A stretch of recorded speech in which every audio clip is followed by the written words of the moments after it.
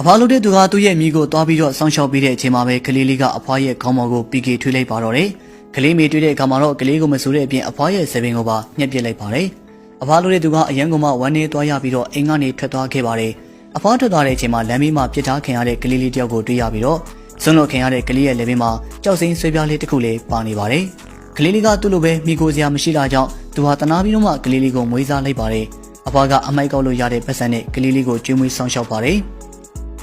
ဒီလိုနဲ့ပဲ9နှစ်အတွင်းမှာကလေးလေးဟာလည်းလင်းလေးမမာနဲ့ကြီးပြင်းလို့လာရပြီးကလေးလေးရဲ့တငယ်ချင်းကသူ့စီလာတဲ့အခါမှာတော့အဖွားကကလေးလေးရှက်သွားမှဆိုလို့အမြဲတမ်းပဲရှောင်နေပေးပါတယ်။ဒါပေမဲ့ကလေးလေးကအဲ့ဒီလိုအဖွားရှိတော့ကိုအရန်ဂုံယူနေပြီးသူ့ရဲ့တငယ်ချင်းစီမှာသူ့ရဲ့အဖွားကကဘာပေါ်မှာအကောင်းဆုံးအဖွားလို့မိတ်ဆက်ပေးတတ်ပါသေးတယ်။မိတ်ဆက်ပြီးတဲ့အချိန်မှာတော့တငယ်ချင်းစီကဘိုးကုံနေပါတောင်းပေးတတ်ပြီးအဖွားရဲ့စိတ်ထဲမှာဒီမီလေးကအဖွားရဲ့တားရင်ထက်တောင်မှတည်တက်တယ်လို့အောင်မြင်မိတာပါ။အဖွားကပျော်နေတဲ့အချိန်မှာပဲကလေးလေးဟာရုတ်တရက်မူးလဲလို့သွားရပြီးအဖွားကကလေးလေးကိုဆေးရုံပို့ပေးလိုက်ပါတယ်။ပြီးလို့ရှိရင်တော့သတင်းစိုးတစ်ခုနဲ့သတင်းကောင်းတစ်ခုရလာခဲ့ပြီးသတင်းစိုးကတော့ကလေးလေးမှာမျိုးရိုးယောဂရှိနေတာပါ။အတဲကိုလဲပြီးမှအသက်ရှင်နေမှာဖြစ်ပြီးတော့သတင်းကောင်းကတော့အဖွားရဲ့အတဲနဲ့ကလေးလေးကိုကဲ့တင်နေပါတယ်။ဆရာဝန်ကတော့တိတ်သဘောမတူခြင်းပေမဲ့အဖွားကတော့အတင်းတောင်းဆိုလို့နေပြီးနောက်ဆုံးမှတော့ခွဲစိတ်ပြီးဖို့သဘောတူလဲရပါတယ်။အဖွားကခွဲစိတ်ခအတွက်အိမ်ကိုရောင်းပစ်လိုက်တာဖြစ်ပြီးကလေးလေးကသူဆက်ပြီးတော့အသက်ရှင်နေသေးလားဆိုပြီးတော့အဖွားဖြစ်သူကိုမေးပါတယ်။အဖွားကကလေးလေးရဲ့အသက်ကိုကာကွယ်ဖို့အတွက်ငရဲမင်းစီမှာတွားပြီးတော့လူဖို့တောင်မှဝင်မလေးဘူးလို့ပြန်ဖြေလိုက်ပါတယ်။ဒီဘက်မှာတော့အချမ်းသာဆုံးတရေကြီးကကလေးလေးရဲ့သတင်းကိုကြားလိုက်ပြီးလို့ရှိရင်တော့ကလေးလေးရဲ့ကြောက်စိမ့်ဆွေပြားလေးဟာရန်သူတွေအိမ်ကကလေးလေးကိုခိုးတဲ့အချိန်ပါသွားတဲ့ကြောက်ပြားလေးနဲ့တူတဲ့အကြောင်းကိုလည်းသတိထားမိသွားပါတယ်။တရေကြီးကအရန်ကုန်မှဝမ်းသာသွားပြီးတော့သူ့ရဲ့သားနဲ့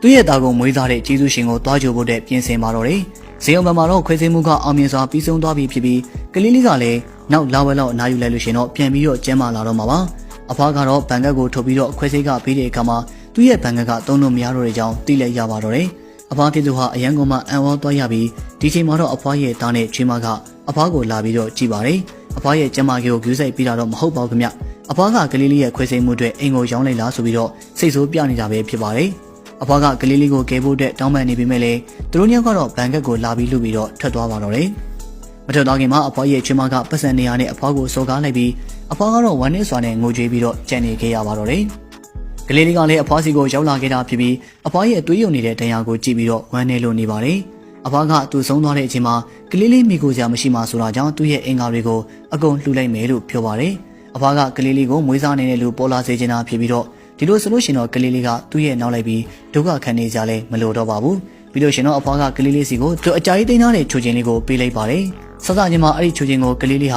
လုံးဝတက်တာလာတဲ့အချိန်မှာပေးဖို့တဲ့စဉ်းစားထားတာဖြစ်ပြီးတော့ဒါပေမဲ့အဖွားအတွက်အချိန်မရှိတော့ပါဘူး။အဖွားကချိုချင်းလေးကိုပေးလိုက်ပြီးတဲ့နောက်မှာတော့မူးလဲလို့သွားရပါတယ်။ကလေးလေးကလည်းမူးလဲသွားတဲ့အဖွားကိုကြည့်ပြီးတော့အော်ငုံနေခဲ့ပါတယ်။အဲ့ဒီအချိန်မှာတော့တရေကြီးကသူ့ရဲ့မိန်းမနဲ့ရောက်လာခဲ့ပြီးဒီလိုအချိန်ကိုတွေ့တဲ့အခါမှာအကောင်းဆုံးဆရာဝန်နေနဲ့အဖွားကိုလာပြီးတော့ကဲတင်ခိုင်းပါတယ်။သူကကလေးလေးမှရှိတဲ့ဆွေပြားလေးကိုကြည့်ပြီးတော့သူ9နှစ်လောက်ပျောက်သွားခဲ့တဲ့သားလေးကိုဖတ်ထားမိပါတယ်။ဒီဘက်လောက်ကြာပြီးတဲ့နောက်မှာတော့အဖွားကလည်းထိတ်တန်းဆရာဝန်ရဲ့အချက်လက်ရပြန်ပြီးတော့နိုးလာခဲ့ပြီးဖြစ်ပြီးတော့သူ့ရဲ့မျက်လုံးဖွင့်ကြည့်လိုက်တာနဲ့တာယာနေတဲ့မိသားစုလေးကိုတွေ့လိုက်ရပါတော့တယ်။ကျမနေတဲ့ကလေးလေးကိုတွေ့ရတဲ့အခါမှာတော့အဖွားဖြစ်သူကဝမ်းသာလို့သွားရပြီးအဲနောက်မှာတော့ကလေးလေးရဲ့မိဘအရင်နဲ့လည်းတည်သွားခဲ့တာဖြစ်ပါတယ်။သူတို့တွေကအဖွားကိုဗီလာတစ်လုံးစီကိုသွားပို့လိုက်တာဖြစ်ပြီးတော့အဖွားကကလေးလေးထွက်အိမ်ကိုပါရောင်းလိုက်တဲ့သတင်းကိုကြားတော့တရေကြီးကအဖွားအတွက်ဗီလာတစ်လုံးကိုဝယ်ပေးလိုက်ပါတော့တယ်။နေထိုင်ရတာအဆင်ပြေစေဖို့အတွက်အိမ်ပေါ်အများကြီးလဲထားပြီးတော့အဖွားမှလည်း300ပတ်စံမရှိမှဆိုပြီးတော့ငွေအိမ်မောက်မကန့်သက်ထားတဲ့ဘန်ကတ်တစ်ခုပါပေးလိုက်ပါသေးတယ်။အဖွားကအရန်ကိုအာနာနေပြီးတော့ရောက်ကိုပြန်ဖို့ပြောနေတယ်ပြီး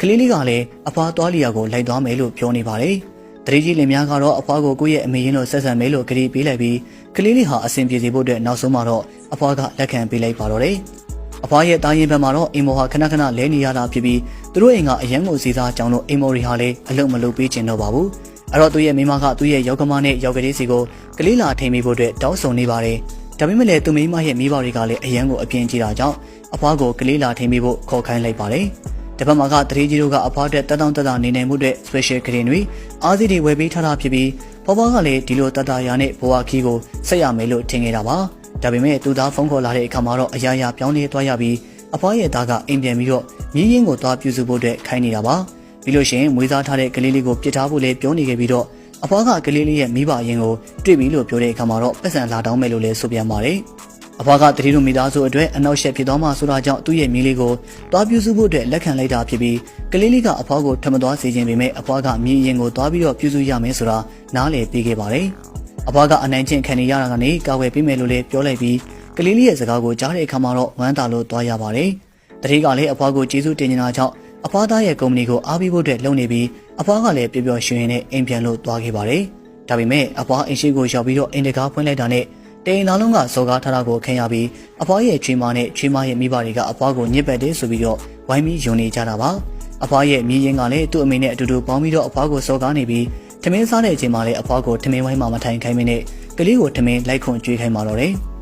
အဖွားရဲ့မိကထမင်းကောင်းကောင်းမစားတဲ့အပြင်အဖွားရဲ့ခေါင်းပေါ်ကိုလည်းပီကေတီထွေးလိုက်ပြီးကလေးလေးကအဖွားကိုအစေခံဆိုပြီးတော့စော်ကားနေတာဖြစ်ပါတယ်ကလေးအမေကလည်းကကြီးနဲ့အဖွားရဲ့စပင်ကိုလာပြီးတော့ညှက်ပြန်ပါတယ်အဖွားကချီမရဲ့အမေကလည်းအဖွားကိုလိုက်ဆဲနေတာဖြစ်ပြီးတော့မှအဖွားရဲ့အသုံးမကျတဲ့တာအရင်ကြီးရောက်လာတဲ့အခါမှာလည်းသူ့အမေဘက်ကမပါဘဲနဲ့သူ့မိမနဲ့အတူတူအမေကိုအနိုင်ကျင့်နေပါတော့တယ်ဒီချိန်မှာသူ့သားရဲ့ဖုန်းကတတိကြီးသူတို့ကုမ္ပဏီတဲကိုတိန်းနေအောင်ရင်းနှီးမြှုပ်နှံလိုက်တဲ့သတင်းကိုတွေ့လိုက်ရပြီးအဲ့ခါမှာတော့တိန်းသားလုံးကဝမ်းသာလို့သွားပါတော့တယ်အဖွားကလည်းတတိကြီးကသူ့ကြောင့်ပတ်စံအလောက်များများမြုပ်ပြီးတဲ့အကြောင်းကိုပြောပြလိုက်ပြီးချွေးမရဲ့အဖေပြောတာကတော့သူ့ရဲ့တူကတတိရဲ့ကုမ္ပဏီမှာရှိလို့တတိကအဲ့လောက်ရင်းနှီးမြှုပ်နှံပေးတာဆိုပြီးတော့ရှောက်ပြောလို့နေပါတယ်